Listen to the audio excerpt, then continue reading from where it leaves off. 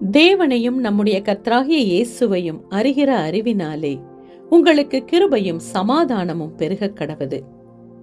வேதத்தில் பெயர்கள் என்கின்ற தலைப்பில் இன்று நாம் தியானிக்கும் பெயர் யூதா. யாக்கோபிற்கும் லேயாளுக்கும் பிறந்த 4வது மகன் யூதா.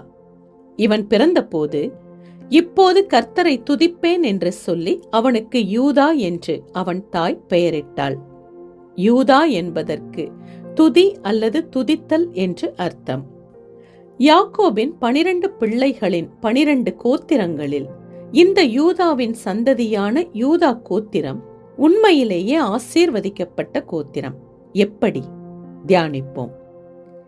யாக்கோபு என்ற இஸ்ரவேல் தன் வயோதிப நாட்களில் தனது 12 மகன்களையும் அழைத்து, கடைசி நாட்களில் உங்களுக்கு நேரிடும் காரியங்களை அறிவிப்பேன் என்று கூறி அவனவனுக்குரிய ஆசீர்வாதம் சொல்லி அவனவனை ஆசீர்வதித்தான்.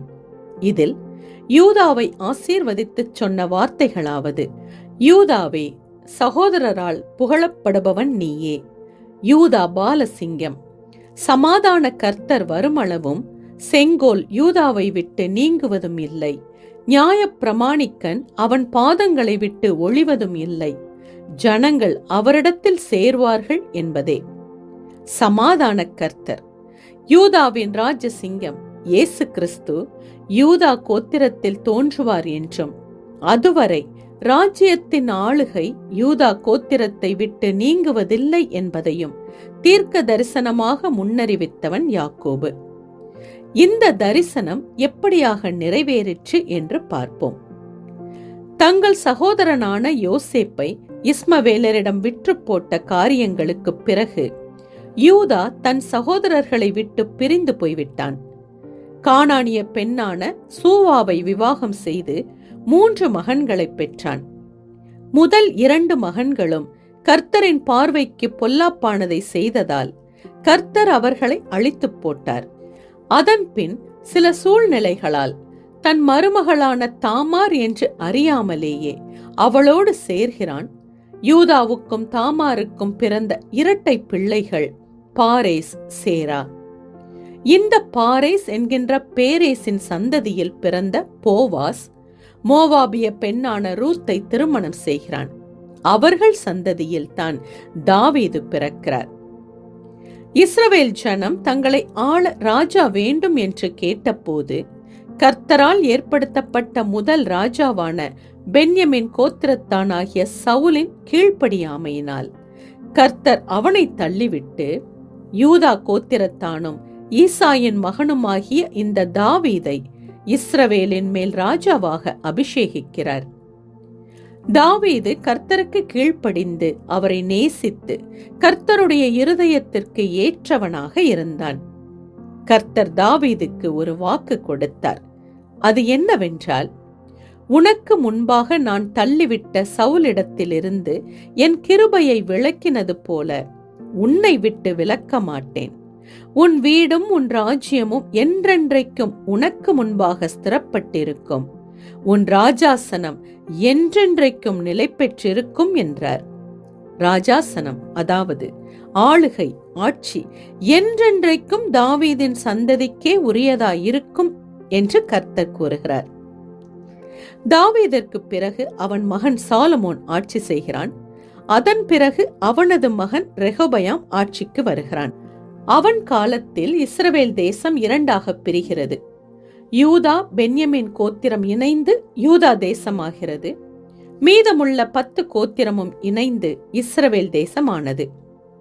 இஸ்ரவேல் தேசம் வேறு வேறு கோத்திரங்களை சேர்ந்த ராஜாக்களால் ஆட்சி செய்யப்பட்டது. ஆனால் யூதா தேசமோ கர்த்தருடைய வாக்கின்படியே யூதா கோத்திரத்தாரால் மாத்திரமே ஆட்சி செய்யப்பட்டது. அதாவது, தகப்பனுக்கு பிறகு அவனது மகன், அவனுக்கு பிறகு அவனது மகன் என்று தலைமுறை தலைமுறையாக தாவீதின் சந்ததி மாத்திரமே ராஜாவானது. இப்படியாக ரெகொபயாம் துவங்கி சிதேக்கியா வரை 20 ராஜாக்கள் ஆட்சி செய்தார்கள். ஜனங்கள் பாவம் செய்து கர்த்தரை விட்டு தூரமானபடியால் சிதேக்கியா ராஜாவின் காலத்தில் கர்த்தர் அவர்களை பாபிலோன் ராஜாவான நேபுகாத் நேச்சாரிடம் ஒப்புக் கொடுத்தார். 70 வருஷ அடிமைத்தனத்திற்கு பிறகு யூதா ஜனம் விடுதலை பெற்று மீண்டும் தன் தேசம் வந்தது. ஆனால் இப்போது ராஜாக்கள் இல்லை, ராஜ்யமும் இல்லை. அப்படியானால் நிலையான ராஜ்யம் உனக்கு இருக்கும் என்று தாவீதுக்கு கொடுத்த கர்த்தருடைய வார்த்தை என்னவானது, எப்படி நிறைவேறினது? உன் ராஜாசனம் என்றென்றைக்கும் நிற்கும் என்று தாவீதுக்கு கொடுத்த கர்த்தருடைய வாக்கு நிறைவேறும்படியாகவும், சமாதான கர்த்தர் யூதா சந்ததியில் வருவார் என்ற யாக்கோபின் தரிசனம் நிறைவேறும்படியாகவும், யூதா கோத்திரத்தில் தாவீதின் சந்ததியில் மரியாளின் மைந்தனாக இயேசு கிறிஸ்து பிறந்தார். அவர் ராஜாதி ராஜா. அவரது ஆளுகை நித்தியமானது, நிரந்தரமானது, முடிவில்லாதது. இப்படியாக யூதா கோத்திரத்தானாகிய தாவீதின் ராஜ்யபாரம் இயேசு கிறிஸ்துவின் மூலமாய் என்றென்றைக்கும் நிலை பெற்றது. ஸ்திரீயின் வித்தாக, அதாவது ஸ்திரீயின் மகனாக பிறக்கப் போகிறவர் பிசாசின் தலையை நசுக்குவார் என்பது தான் வேதத்தின் முதல் தீர்க்க தரிசனம். இதன் நிறைவேறுதலாகத்தான் தேவகுமாரனாம் இயேசு மனுஷகுமாரனாக இம்மண்ணுலகில் பிறந்தார். பிசாசின் பிடியில் அகப்பட்டு பாவத்தில் விழுந்த ஒவ்வொருவரையும் தன் இரத்தத்தால் மீட்கும்படியாகவே இயேசு பிறந்தார். நம்மை மீட்க இவ்வுலகில் வந்தவர் அதற்காக தெரிந்தெடுத்தது யூதா கோத்திரத்தை, அதில் தாவீதின் சந்ததியை. பிரியமானவர்களே, கர்த்தருடைய பிள்ளைகளே, தேவ ஆசீர்வாதம் பெற்றவர்களே, நமக்காக மனுஷகுமாரனாக இம்மண்ணுலகில் யூதா கோத்திரத்து சிங்கமாக தாவீதின் குமாரன் இயேசு பிறந்தார். அவருடைய பிறப்பு ஒரு கூட்டத்தாருக்கு மட்டுமல்ல, எல்லா ஜனத்துக்கும் மிகுந்த சந்தோஷத்தை கொடுக்கும் நற்செய்தி. இன்று உங்களை சுற்றி எத்தனையோ ஜனங்கள் இந்த நற்செய்தியை அறியாமல் உணராமல் இருக்கிறார்கள்.